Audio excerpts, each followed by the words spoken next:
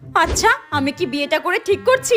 এখনো তো সময় আছে। আমার জীবনটা আমি এইভাবে নষ্ট না করে কি আমি এখান থেকে পালিয়ে যাব? না না, তাহলে তো মা বাবার নাক কাটা যাবে। আমি তো ভগবানকে বলেছিলাম আমার মা বাবার জীবন থেকে সব সমস্যা দূর করে দিতে। ভগবান তো আমাকেই তাদের জীবন থেকে দূর করে দিল। তার মানে কি আমি সব থেকে বড় সমস্যা ছিলাম? হ্যাঁ, আরে ওই ছেলেটাকে কি হ্যান্ডসাম লাগছে।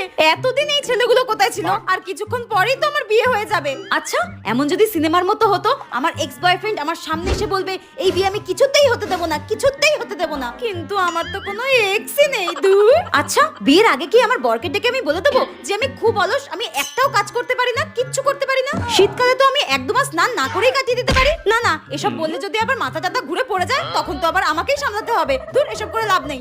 ওয়াও, কি সুন্দর সুন্দর ভোজপুরি গান চালিয়েছে। আমার তো নাচতে ইচ্ছা করছে। এই রে, শ্বশুর বাড়ির সবাই কিরকম হা করে আমার দিকে তাকিয়ে আছে। আমার ইচ্ছা মতো কেন কিছু করতে পারছি না? দূর, ভালো লাগে না।